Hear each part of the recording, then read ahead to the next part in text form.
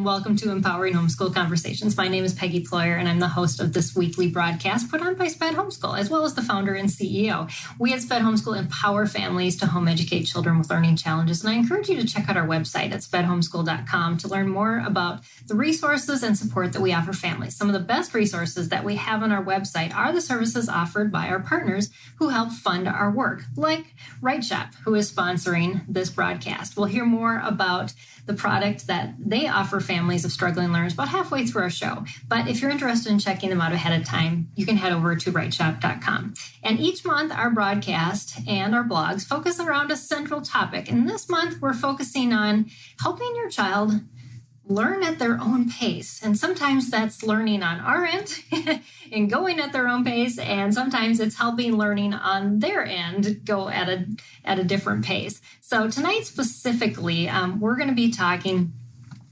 about just how to use challenges and creativity to increase student success. And my guest tonight is Travis Lish. Welcome, Travis, and thanks so much for joining us. Hey, thank you. I'm so excited to be here, Peggy. It's great to be on the show.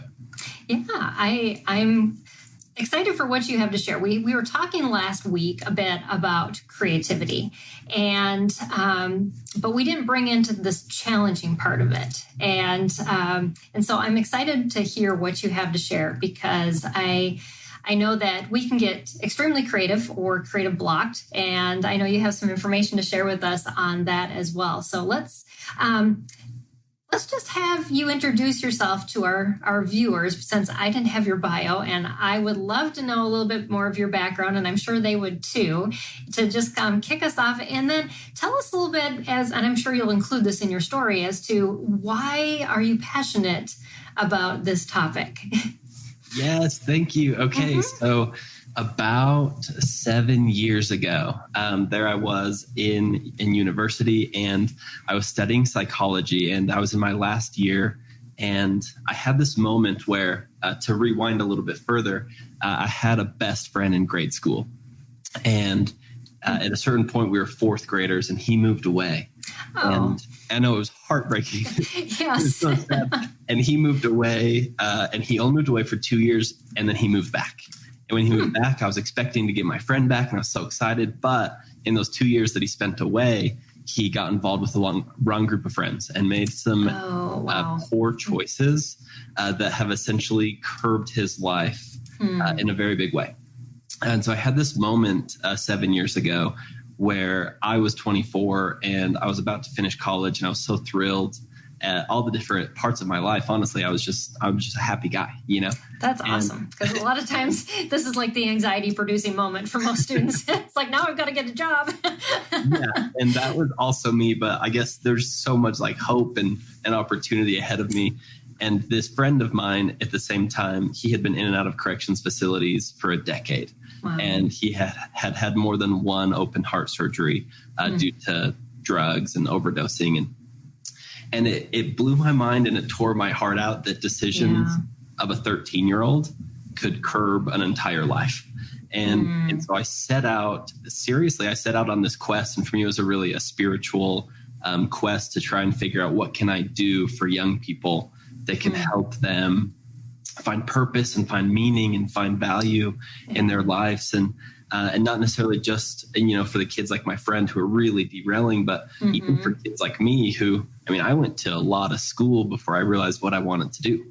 Yeah. It's a journey. And so I really started to question that. And I got involved with nonprofit organizations and started working with kids and helping them learn how to start businesses. And then I got involved with an Acton model school. And so in a private school setting, and doing some alternative learning and some really self-directed learning type stuff. And most recently, I sit on a board at a charter school. And so kind of dipping my toes into that realm and trying to figure out, how do we help kids in this way. And over the course of that time, I've really learned and come to cling tightly to this idea of creation and creativity, that a deep sense of meaning comes to us when we create value, not just for ourselves, but for other people. Yeah. Right.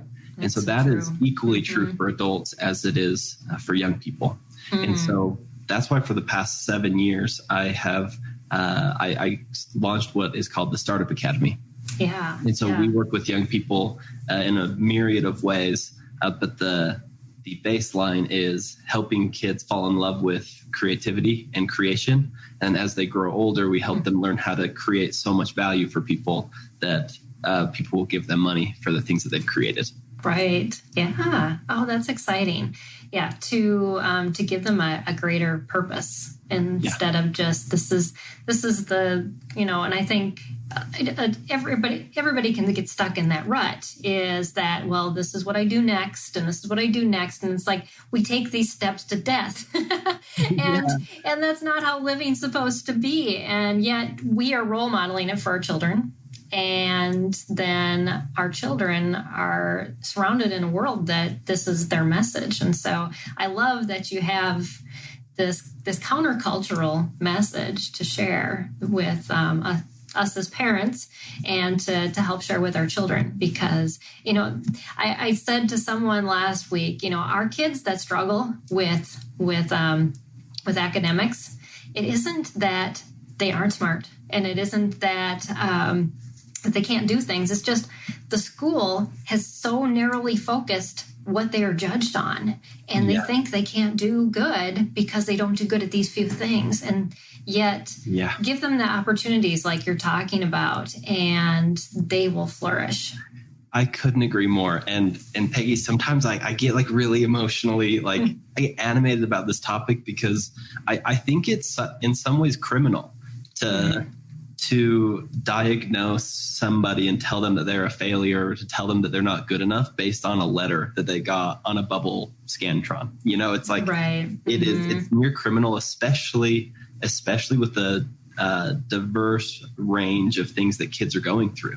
Yeah. So especially in a community where whether it's ADD or different challenges that individuals are going through, sometimes we're asking fish to know how to climb trees. Right. It just doesn't make sense. And so exactly like you said, for those kids to then feel like a failure because they're getting asked to do something it's just strange or unusual to them. Again, I sometimes think is pretty criminal for us to do that to kids. Yeah. Well, and that's where we get to the point where we finished all the stuff in school, and then we give children all these choices, as they become adults, and say, well, what do you want to do with yourself? Well, they've not programmed any part of their lives up until that point, and they have no idea for a reason because we haven't given them the opportunity to figure out what they're good at. Absolutely. And isn't it interesting, right, that we put our children through a process of sitting down and doing what they're told to do until they become adults. And so what most of us do is we look around and we say, okay, well, who's going to tell me what to do now? Yeah. And when people start giving bad instructions or there's no one there to give us instructions, we're completely lost. And that's a terrifying thing for a lot of people. Yeah, exactly. That is so true. Yeah. So I see we have viewers popping on. Welcome. Those that you are with us live. Just know that wherever you're watching from, if you're on Facebook, YouTube, Periscope, that you can put your comments down under in the feed and we will see those and we can incorporate them into our conversation. So we'd love to do that. And I see Kara Sue, the Dreamer, is already with us tonight. So welcome. And we're glad to have you commenting on YouTube. And so we're going to dive into some questions that I have for Travis, and we look forward to hear what you guys have as far as questions and just whatever we're chatting about. But so since we're talking about creativity and learning, why is creativity so important in the education of a child? Yeah, absolutely. So there's scientifically, when you break it down, there's two reasons that all individuals learn. This is true for kids, it's true for adults. And the two reasons are, one, because we have to do it. It's a necessity. Mm-hmm. And so as an adult, this happens all the time at work. It also happens when your sink starts leaking and you watch the YouTube video and it has to happen. You have to learn it right now. Mm-hmm. The other option is because it's fun and you enjoy it. Those are the only two reasons why anybody learns things. Where kids are unique is that they actually don't need anything. I mean, adults, we know that they need things, but in their minds, like right. there are no necessities for them. And so the only option that we have to help them learn is to give them an option of fun. And a lot of times this comes through the realm of creativity. And so when we introduce our kids to a creative learning method whether we're gamifying, and we'll talk a little bit more about that later, but gamifying or giving them opportunities to find fun in their learning. And a lot of times that's on us as the adults or the parents to present it in a way to them that it is fun. That is why creativity is so crucial, because if we're not creative and we try to pose it as a necessity, that's not going to make sense to a kid. It's got to be the fun route. And I think we talk about that a lot in our community, because we tend to not have the kids that will just, are happy to get a workbook and fill it out. There are children like that. There's very few of them. But yes, but it can move beyond just the child in education too. How does this affect the entire family as a unit? Yeah, I appreciate you asking that. I have an experience that's one of my very favorites. So I last year was working with a teenager, and he was a young teenager. He was only 12. Okay. And he struggled with ADHD, and so typical schooling just was not working, right? Like he couldn't be at his desk, and he kept getting in trouble. And so he started to pretend to be sick almost every day because he just didn't want to go to school. And I think that happens around the country, right? Yeah. And so after a couple of months, and he was exposed to a new ideology of learning where he got to set the pace, and he got to have a lot more control over what he was doing. Yeah. A couple months after being in that new atmosphere, he went home and he was chatting with his dad about his learning and his progress. And his dad asked him, he said, "Hey, what does it feel like to be learning so much?" And this 12-year-old said, "Dad, it feels like I'm eating a rainbow." Oh, that is so cool. It is like so cool, and it's so beautiful. And so for me, right, like if you are working with kids, whether in your as an educator, there's nothing better than to see them feel alive. Yeah. And this can happen both in the education setting, but also at home, right? If we allow and invite our kids to create things in the home and to have responsibility and to have a semblance of ownership over the things that they're doing, it's going to improve our relationships with our kids. And it's also just going to improve, honestly, how happy they are and how alive they are. And kids ought to be alive, and they ought to be happy. Yeah. It's that ownership, and it pushes them too at points. I've seen that with my own kids, but then they just take it upon themselves, and they're like, well, yeah, I'm going to do this too. And it's amazing what they come up with. We challenged my oldest son after he learned how to weld. We said, we'd like this really big fish, like 7 foot long fish that you can weld to put on the front of our beach house. And he came up with this design, and so there was always, like, it was the thing you saw when you drove up to this house. That is so awesome.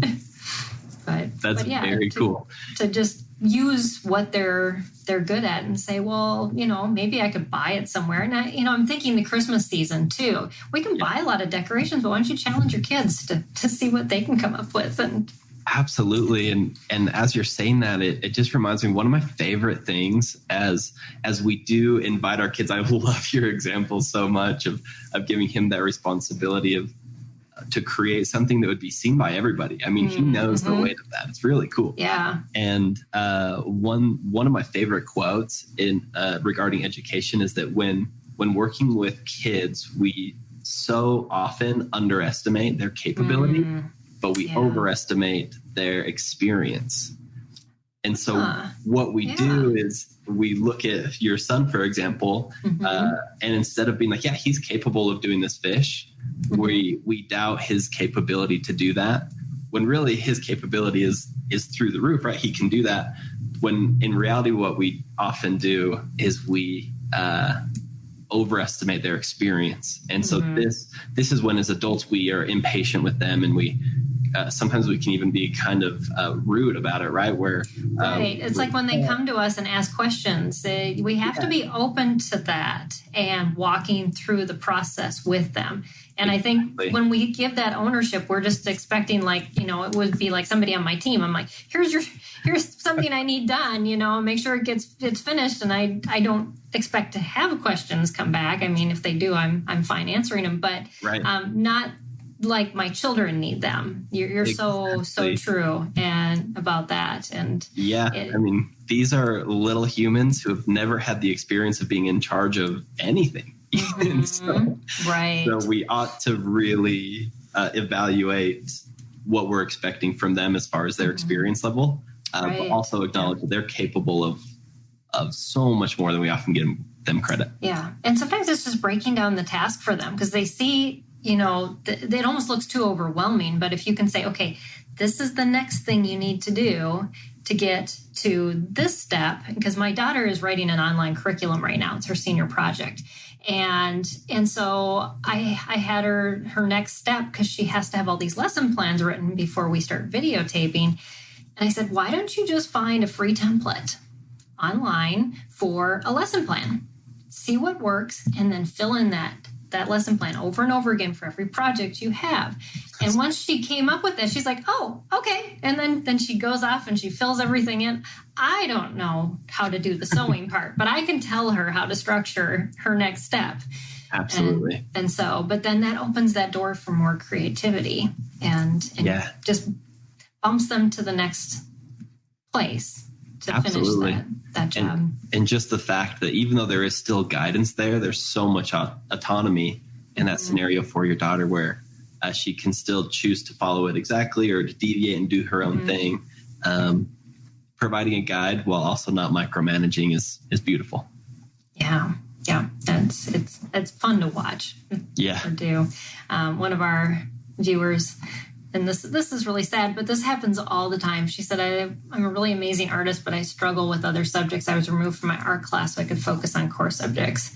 And yes, and unfortunately, that's the way our education system is set up. So, and I always related to, you know, and unfortunately homeschoolers do this too. I don't want to just diss on the school system, because I've seen homeschool parents drive their kids into the ground and say, you know, I've taken all the subjects away, but they still can't do this one thing. And I kind of say, you know, it would be like me waking up and my husband saying, I've cleared the whole day for you. All you have to do is clean the house. And I'm like, I would go back to bed.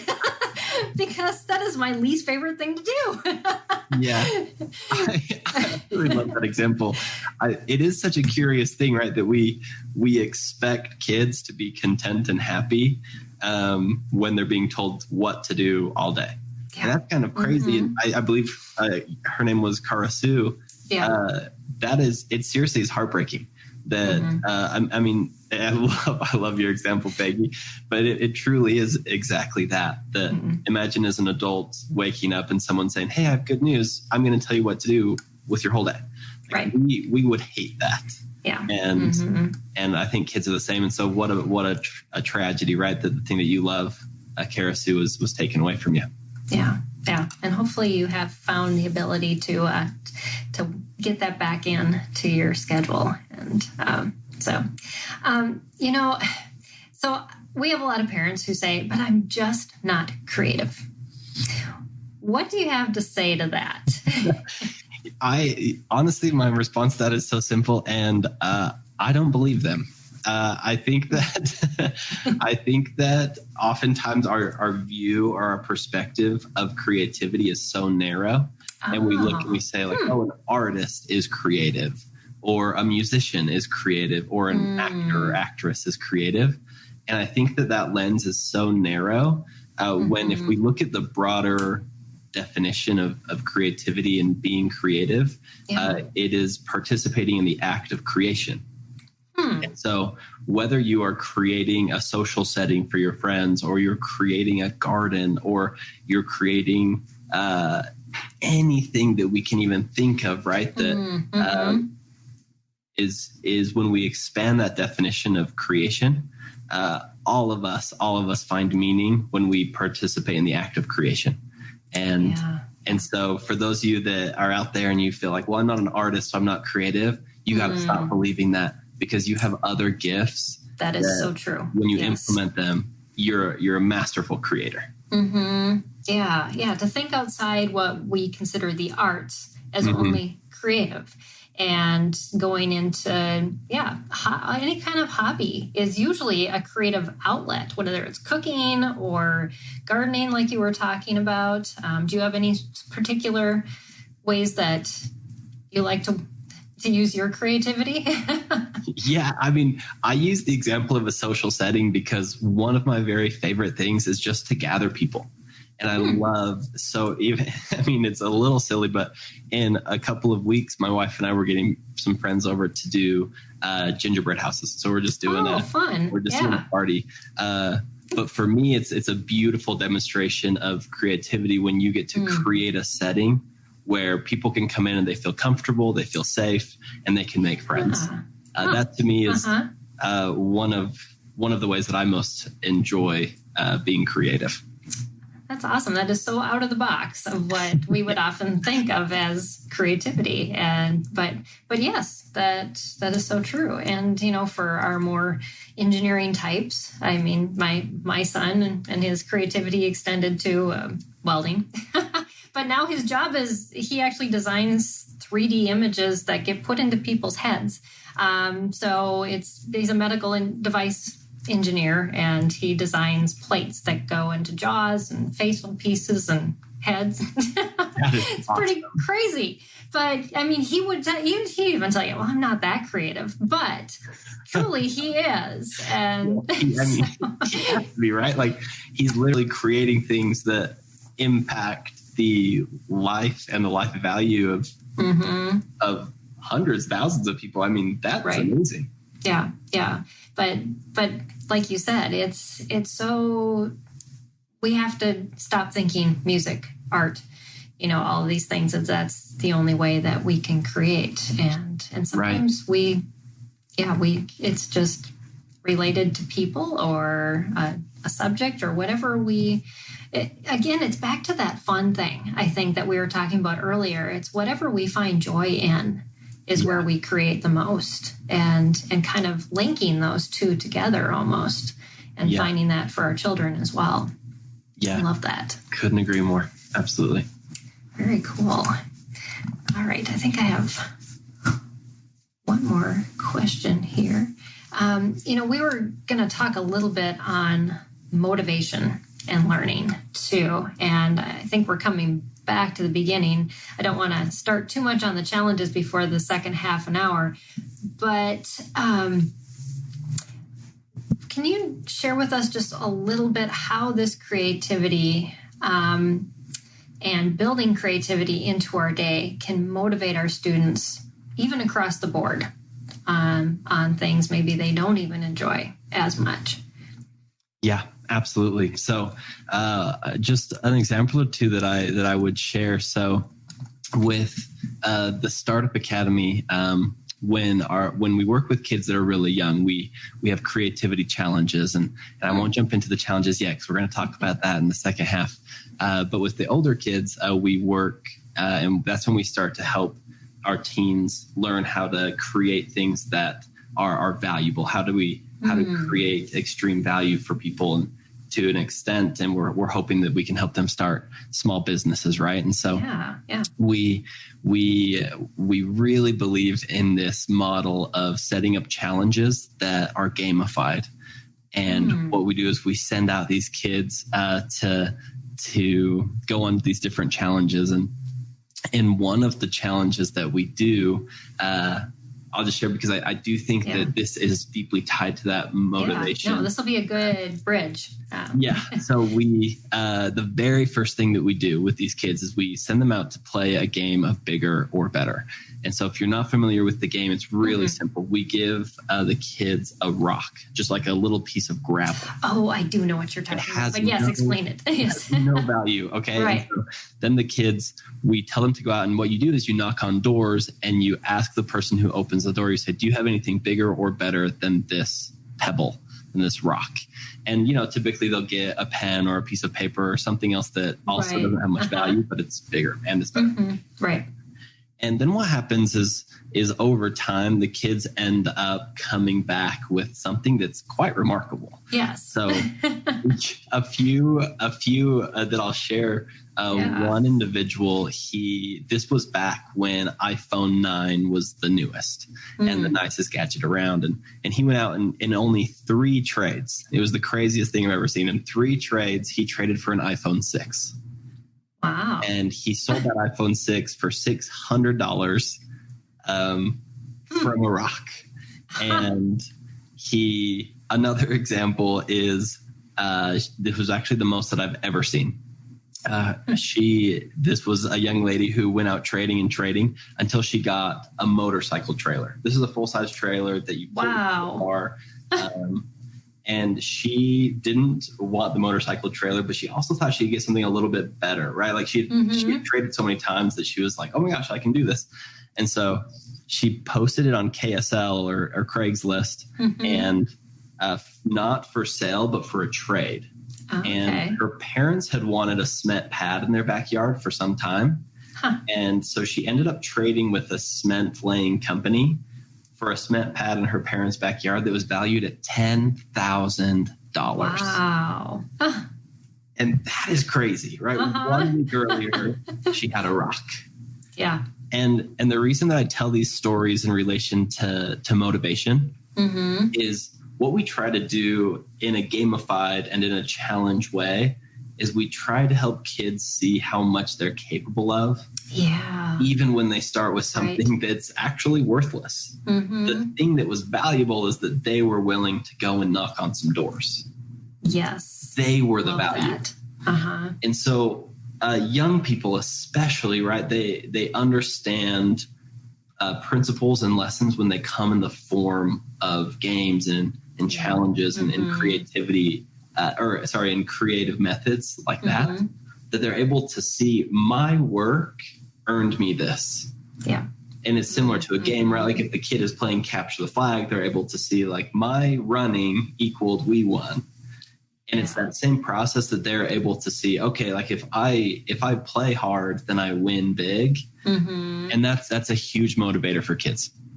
Absolutely huge, where we're not just talking about getting a letter on a paper. What we're talking about is what beautiful thing can you create today and what type of value can you bring into your life. And those examples I shared, the value they brought in was like literally money. But it's not always money, but a lot of the time the value they bring into their life. I was going to say, your kids are higher achievers, because when we did this in youth group years ago, I think the biggest thing somebody brought back, well, there was a time limit, we had like a half an hour. Somebody brought back a toilet. I think it was the best they could do, but that's pretty good. And in those kids' defense, we give our kids a full week. So it is a little bit different of a game. But that then challenges them to think very wisely about where their next door is going to be, and what they're going to say. And so, they can add so many other things in there with that time. Absolutely. And this is where the adult comes into when we're thinking correctly, we can come into play where we can show them great examples. And so once the kids have gone for an hour or two and they might be tempted to stop because say they have something that they could sell on eBay for $100 or so, let's say. Yeah. Then we'll show them a video of people who actually play this game until they have a house. They will just like trade and trade and trade and trade until they have a home. And so then we just hold the curiosity out there of like, okay, you've done great, but some people do a lot better. Like, do you want to keep playing? And we kind of dangle that in front of them. And that's good.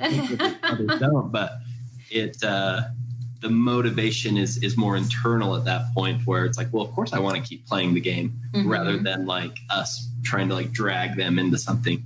Right. Exactly. Yeah. Well, I think that is a really good bridge into us talking about challenges in the second half an hour, and just why that creativity is important, but also how we can look at it differently instead of just how do I set up creative environments, but also just helping our children with that creative process and walking through that. So, absolutely. So this has been great, Travis. So I'm going to give you a quick break, and then we're going to hear from our sponsor, Right Shop, and I'll bring you back. And so everybody else that's listening, stay tuned, and we will hear from Right Shop right now. So I just want to thank Right Shop for sponsoring this episode of Empowering Homeschool Conversations. And I'm going to bring up their placement test. I don't know if you know that. You can take a placement test on their website if you are thinking about using their curriculum or wondering how it works. You can go to their website. But they ask, how are homeschooling writing lessons going for you lately? Are there tears of frustration or long minutes staring at a blank piece of paper because I don't know what to write about? Well, here's the solution: Right Shop Curriculum. Finally, a writing program that understands the challenges of teaching writing. Right Shop has options for kindergarten all the way through high school with engaging step-by-step lessons. Right Shop gives students the necessary building blocks of the writing process, so there's zero frustration. And Right Shop not only teaches kids how to write, it shows you how to teach. You'll learn to guide them through the writing process and inspire even the most reluctant writers. Parents rave about the results. Sherry in Florida says, I'm so pleased with Right Shop. My 8th grader, who was lukewarm about writing and really didn't write too well, is blossoming. Haley in California says, thank you very much for creating Right Shop. It's been a pleasure to teach this curriculum, and the results are phenomenal. Our son went from hating writing to asking for more. Visit rightshop.com to take the placement test and find out which level best suits your child, teen or tween. With Right Shop, teaching writing has never been easier. And we hear that a lot from our parents. So you definitely want to check them out if you're considering a writing program and don't know where to go. So we're going to bring Travis back, but I want to thank Right Shop for, again, sponsoring this episode of Empowering Homeschool Conversations. And we are going to continue our discussion about how to use challenges and creativity to help your students increase their success. Both of those, well, at least the challenges, they don't seem like they're going to increase any success, because when we talk about challenges with our kids, you're usually saying, my child is so challenging. But I think we as parents need to flip it too and see that these challenges often push us to be more creative with how we teach our kids. And I used to say I wasn't creative too, Travis. You know, that whole thing of I'm just the engineer. I don't know how to do anything. And, you know, now I actually give a talk, an hour-long talk on all the creative things that I've done in my 19 years of homeschooling, because I was forced to do it for my children. And now I look back and go, wow, I can be creative. And, you know, that process has forced me into those places, and I'm so thankful. And so, yeah, just a challenge out there for other parents who say they're not creative. This process of homeschooling will make you that way. And such a beautiful thing just to know, like, whether that was by necessity or fun, I think at its core, that creativity spawned because you love your kids. And right, exactly. That is so beautiful. Yeah. You just don't want to see them struggling, or you want to see them improving in areas where they're really good, and you don't want them held back. So, you know, they may be reading at only a certain level, but why can't they do something at a college level that they really excel in and just run with it? But we have to get beyond that mindset of, this is the grade my child is in, this is what they need to be taught. And that's a whole nother episode. Man, I can't wait for it, because you just got my wheels turning big time. Well, my son didn't read. My oldest son didn't read till he was 12. And we were doing mechanical engineering before he was reading, because I just couldn't hold him back. And, well, now he's an engineer. It's not surprising. But so beautiful, right? I mean, what an impressive thing. And not everyone, or perhaps they are, but most of us, right? We're not 3-year-olds who are passionate about mechanical engineering. Right. Yeah. There's a lot of kids that just need to explore and try a whole bunch of things. And you need to be okay with them putting it down too and going on to something else. Yes. I think we hold on to it. It's like we have this child learn maybe play the violin, and they do it incredibly well, and then we they're going to be this great violinist, and we label them. Yeah. Yeah, absolutely. I even think it's sort of silly when we ask little kids what they want to be when they grow up. Yes. I mean, they don't even know what that means. You know, it's such a wild question. But the beautiful thing that I think we do see is when we let our kids play, and kids are the best at playing. Yes. They so often will role play adult roles, right? There'll be moms and dads, and then there'll be firefighters, and there'll be astronauts and teachers, and they start to explore that way. Right. But it's always through a version of playing and exploring and creatively picking around in the world, you know? And so it's always so fun to watch that. Yeah, and encourage it, and to allow them to. I grew up with a very engineering mindset dad who gave me that question, and unfortunately that pressure that you feel, and also that, well, this is what you're good at, so this is what you should do, and it's like, well, maybe not. And I think, interestingly enough, right, beyond kids and even growing into high school and even college, there's this intense pressure. And you mentioned at the beginning of the show, when you're graduating college, to pick the thing that you're going to do for the next 60 years. Right. And that is the most overwhelming prospect to be expected to know that. And I think, fortunately, our culture around learning, around education and careers is shifting to a place where we're allowed to explore, what do you want to do next, rather than what do you want to do the rest of your life. Right, because it's changing. So many careers that our children will have don't even exist yet. So how can we prepare them for what we don't even know, other than teaching them how to learn and teaching them how to be creative and be able to fill in those places where nobody's done anything before, And so I love that you focus on this, because we can go through all the curriculum. We can do everything right by the educational standards, and we can still produce a student into adulthood that has no idea what to do with themselves. Right. Absolutely agree. So we're going to talk a little bit about challenges now. And I've heard that it's best not to make something too easy, because the child will get bored, but also to not make it so that it's so beyond their ability that they're going to give up. And so almost like this sweet spot. Do you have any advice for parents who are trying, especially with a student who has struggled, that tends to give up more often, on how to determine what is a good challenge, and then how to increase those challenges when it's appropriate?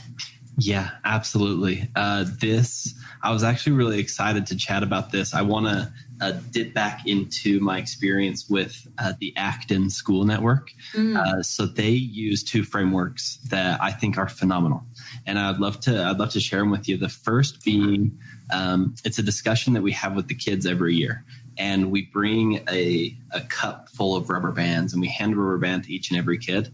And we talk about how rubber bands are built to be stretched. But what happens if you stretch the rubber band too far? Sometimes it'll break and it'll snap. Right. And even if it doesn't snap, it gets hard to stretch it too far, and you have to really start using your muscle to hold it. And that's not good. We don't want to feel that tension. And what happens if we don't stretch a rubber band? Well, then the rubber band's actually not doing what it was designed to do. It was designed to stretch. And so it's a very physical example that kids can then hold.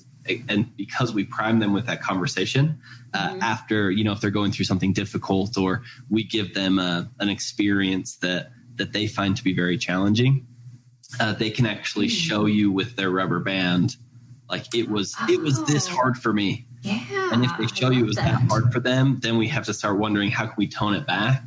Right. So it was only this hard. And if they're bored, then they'll be able to show you those dangles of the band. Like, that wasn't anything, Right. They don't even have to be verbal to be able to do that. Right. And so especially depending on the capacity of your child, this is a really beautiful, a very beautiful visual for them to be able to demonstrate to you. Like, this is how hard it is, and this is how much I feel like I'm stretching, and to the point where I'm uncomfortable. Right, then we obviously don't want that, but it's a very clear communication that both parties understand. So I really, really love the rubber band demonstration. I think every parent who's listening to this podcast is going to have rubber band in their schools starting next week. it genuinely works, and if you prime it in the right way and you introduce it to them, and the best way, right, is to be vulnerable and to talk about, like, when I have to do X, Y, or Z, like, I feel like this sometimes, you know, and then you can ask them, like, when's the time when you felt like this, and have that type of conversation that can be really vulnerable and really beautiful. And it just opens up that dialogue for the future. And another framework that I think is so beautiful. This one is less visually demonstrative, but another thing that we would do is we would draw a donut on the wall, and we would have 3 different zones. So if you're inside the circle, it's called your comfort zone. If you're inside the donut, you are in your challenge zone. And if you're outside of the donut, then you're in your panic zone. Okay. And so similarly enough, right, we would like show this image of a donut, and on that day we might have donuts for breakfast because delicious. And but then once you establish that framework as well, then it can become a safe and open conversation to say, like, okay, like, what part of the donut are you in today? Right. Did that make you feel like you're in your panic zone? And sometimes as an adult, it's obvious, right? Because they might actually have a panic attack, or they're getting nervous, or they're just shutting down and walking away, or whatever it looks like. The reality is they're probably just a little overloaded. Yeah. But what I've seen, and especially in that setting where we really focused on these frameworks, was it's so powerful to set up verbiage that both the child and the adult are fluent in. Right. So whether it's the rubber band or it's the donut hole, I'm really being able to communicate clearly, child to adult. Are we overwhelmed? Right. And that way we can find the level of stretch that they're comfortable with. Yeah. And it doesn't require a lot of words. And so it's just very quick and easy, and you can come to that understanding without a whole lot of excess conversation, because a lot of times when kids are in panic mode, that's something you don't even want to bridge that. They're just, I could even see making that outside area like red, and then like blue, and some other color in the middle, and just giving kids those 3 colors and saying, which color, where are you at, what color are you at too, for kids that are a little less verbal. I love that idea. It's beautiful. Yeah, and sometimes it really is. I would there would be days, and this was interesting. So I worked with an individual, and she was on the spectrum, and there were days where she had set the goal, because our goal was to get some math done every day, and we used Khan Academy, right? And so she set her own goals, but for her, it was so stressful to plan out more than one day at a time. Which for me typically is like, oh, well, it would be wiser. Let's get a full week, or let's get a full month. Let's understand a bigger picture. But for her, that actually made her enter into a panic zone. And so understanding that, right, and understanding, being able to communicate about that, even though it was, in my mind, it wasn't as good of a practice to only plan one day at a time. For her, that kept her in a challenge zone. And fascinating enough, she got her math done every single day when it was that way, because she wasn't panicked and she wasn't worried. And so, being aware of where their panic versus challenges is, it's so important. It's the difference between meltdown and success.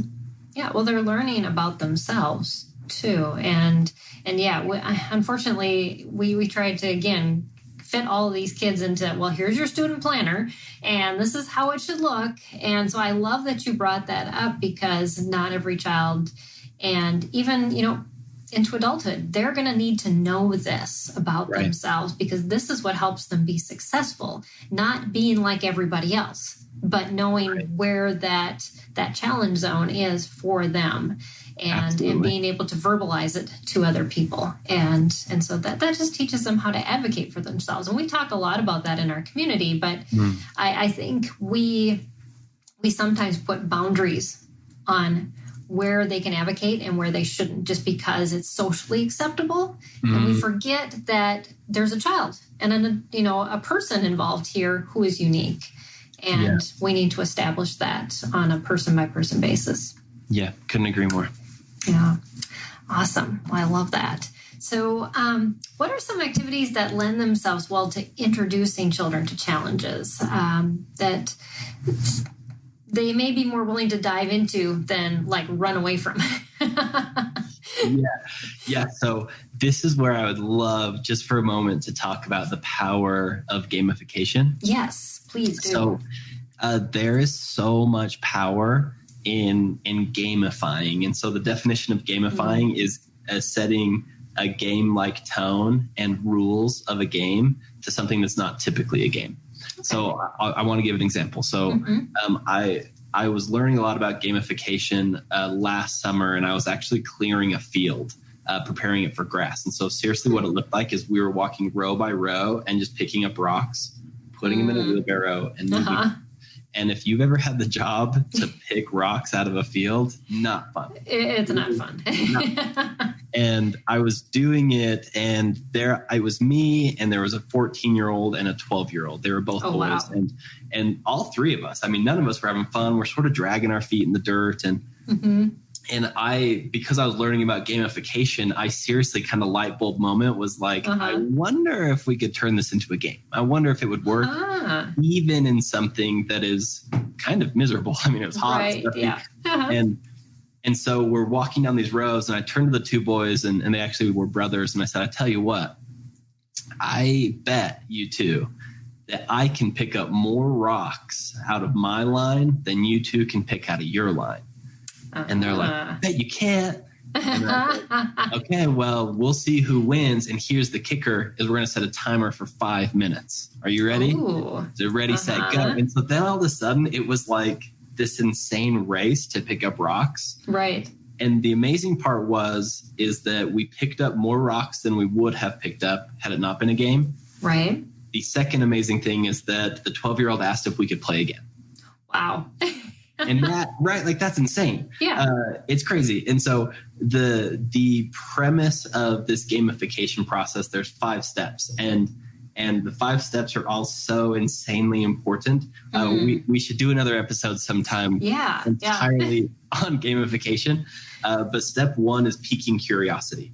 So that's it. The example I just shared was a really simplistic example, but we'll roll with it anyways. Yeah. And so just the piquing of the curiosity to say, I bet I can do more of this than you, right? We pique curiosity with the kids, kind of start bringing them in a little bit. Yeah. And then we gamify.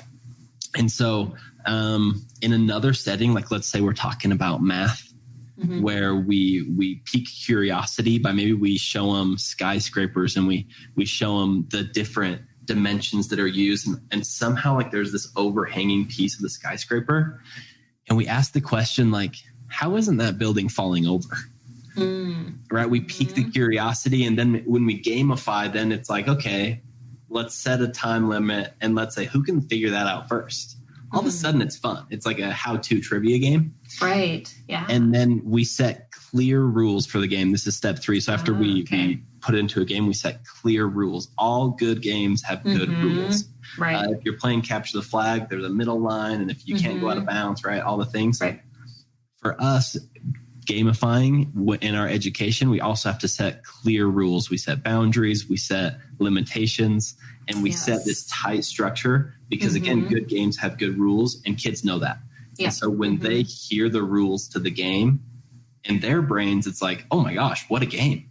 This is fantastic, right? Yeah. Number 4 is we allow autonomy. We let them still be their own person. So while we were picking up rocks, there's no coaching from me, the leader. There's no coaching saying like, oh, this would be better. That would be more effective. Right. We're just playing a game. A really solid example I have of this is I did an activity with teenagers where they were in charge of it was like The Amazing Race. And so we picked 50 destinations in downtown Salt Lake City, and they had 2 hours. And we said, okay, you have to get to as many of these as possible. They had time to map it out and learn where they wanted to go. And I told them that I would be with them to keep them safe, but that I wouldn't say a word. I wouldn't guide them. I wouldn't lead them. And it was fascinating how difficult, like this step, I think is the most difficult, this allow autonomy piece. Yes. Because there I am. I also know, right? I created the scavenger hunt. So I know it's on the list. And we're like running past things that we should have stopped at. And we're getting on buses, but we're going the wrong direction. Like we would step north. And like as the adult, it's almost impossible to keep your mouth shut in those situations. Wow. It is so hard. And that's a fun example. It gets even harder when like the kids are being maybe a little obnoxious, or like maybe they're being a little bit rambunctious. That's when it's really hard to allow autonomy.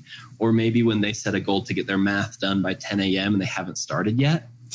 Exactly. Like that's not a fun example. That's when you start to feel frustrated and you're trying to figure it out. But trust me on this one, allow for them to have autonomy. Yeah. But this is where step 5 comes into play. And step 5 is the step that we so frequently forget. And that is debrief and reflection. Yes. Someone much smarter than me once said that learning doesn't happen during an activity. Learning happens as we reflect. Yes, that is so true. And so what can happen then is we're debriefing, whether it's the math that didn't get done or them choosing not to complete a goal, or they're getting on buses going the wrong way, right? Whatever the example is, then we can debrief and be a genuine, curious learner and let them be the teachers. And we say, okay, so like what went well and what didn't go so well? And they can be the ones to tell us, right? So if they had the math goal at 10 a.m., let it roll around to lunchtime. And say, oh my gosh, like what went well this morning? What didn't? Thank you for saying that. Because yes, the parents need to hear that. Well, I think it's so important. And then hopefully as the parent with the child, you've already had the conversation where it's like, when you've gotten math done, then we move to whatever that we get to do during the day. It's so fun and exciting. And so then like, if it rolls around to be lunch, and it's such a bummer that we can't do the fun thing. Like I'm just as bummed as the kid is because we didn't meet our goals this morning. Right. It's such a huge bummer. And then we get to let them teach us like why that didn't happen the way we expected and how maybe we could do it differently tomorrow. And all of a sudden we're giving total control, total power and ownership. That's what I'm looking for. Total ownership to the young people, to the kids, to be able to glean learning from their own experience, right? Right. But that pulls us back into that creativity we were talking about in the first half, too, is they can be creative on how to find a solution that works for them. My daughter now sets 3 alarms for herself when she has to wake up because that's the only thing. And she's learned it by missing things. Yeah. I mean, I couldn't tell her, get out of bed when the first alarm goes off because it doesn't work for her. But 3, I guess, does. Yeah. But crazy because had you told her to set 3 alarms, she probably would have said like, you're crazy. Eyes would have rolled and said, yeah. Yeah, the eye roll. Probably. But because she learned it from experience and she got to reflect on her own life, she found that was what was best for her. Yeah. And our kids just do that. And so being willing to keep our mouth shut, like you said, and allow that reflection to happen afterwards. Because when you're in the heat of moment of something, they feel bad about it too. Right. And us kind of jumping on them and saying, but didn't you see that? Or, why didn't you do this? It is not a teachable moment. No.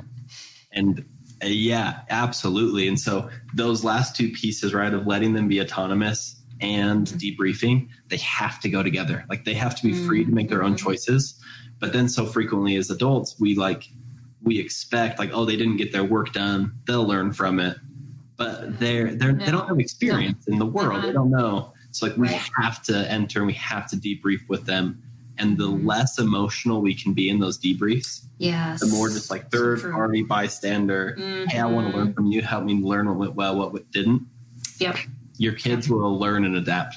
It's incredible. That is such good advice. Yeah. So we're just about out of time, and I would love for you to talk a little bit about how families can learn about your clubs and get involved in those. Yes, thank you so much. So our clubs, I think they're so much fun. So with our youngest group, it's called the Creativity Club. And what we do is we help families. So we'll actually send you a package of 10 creativity challenges that you not only participate with your family, but you're participating simultaneously with families across the country. And so we package challenges for your kids where they open them up. It's almost like Christmas, right? They're opening a gift. Very cool. And they open it up and the challenge is revealed to them. And then we share the kids who are being extra creative and blowing it up. And our others is our other club is the Startup Club where kids again learn how to create value and we move into starting businesses. Both of those clubs, you can find us at startupacademyclubs.com. We're also on Facebook and Instagram under the Startup Academy. And we are starting new sessions in January. And so we would love to have you. Again, it's a ton of fun. And so if you have any questions, please reach out to me. Yeah, and I'll make sure that I get that link in the feed of the YouTube video so that you can click on that, as well as the podcast when that comes out. That'll be in there too. So you can just click on it easily and go there instead of trying to figure out how to spell it. It's a pretty straightforward one. I know that our guest last week had a Z instead of an S in one place. And so that was like, okay, I have to spell it out for you if you're listening because it's not spelled like you think it is. Yeah. So, but yeah, we'll make it easy for you so that you can find those. Well, thank you so much, Travis. It has been an incredible conversation. I just want to thank you for opening our understanding up to maybe some different ways to reach our kids. And hey, it's been a huge pleasure for me. It's been a gift for me to be here with you. So thank you. And I hope you'll be able to make a return appearance. This has been so much fun. Yeah. Well, we'll definitely be talking about that gamification. I'll see how we can fit that in our schedule next year for sure. So yeah, we'll definitely do that. So, and thank you all for joining us on this episode. And we just love that our audience, we actually sent out to all of the people that follow or get our newsletter. We send out a thank you letter today. So if you didn't get that, make sure you subscribe to our newsletter and you'll actually be able to see that as well as past newsletters. If you go to our website at spedhomeschool.com.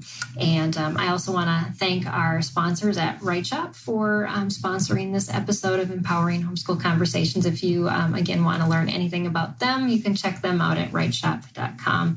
And so next week, we are wrapping up this topic, and we are going to be talking to Jen Meyer about pacing homeschool to meet the needs of your child and your business. So if you run a business, and I know a lot of you moms do, how do you do that? And she is really good. She actually runs a Facebook group called Homeschool CEO, and gives a lot of advice to moms out there on how to run their businesses and homeschool their kids. And she has some struggling learners too.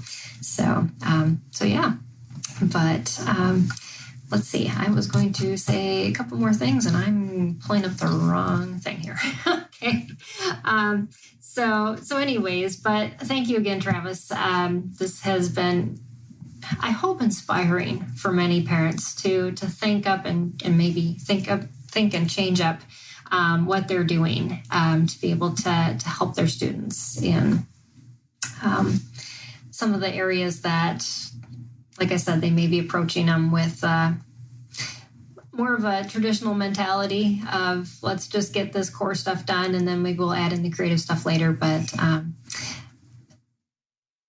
hope that they really listened to what you had to share, because if they did, they're going to be inspired.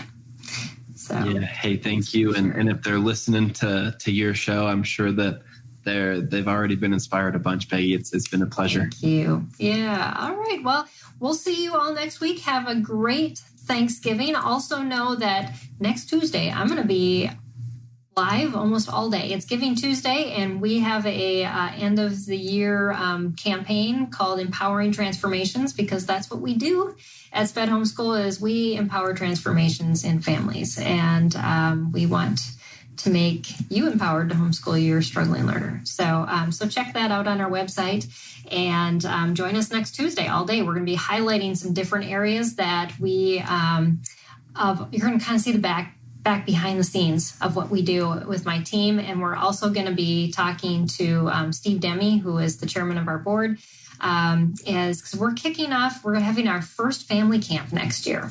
And I'm so excited. It's in partnership with Johnny and Friends Ministry. And so you'll want to hear more about that and join us. And those lives will be on YouTube as well as Facebook. So thanks, everybody. Again, thanks, Travis. And we'll see you all same place an hour later next week. But just right here on Empowering Homeschool Conversations. Bye, everybody. See you guys.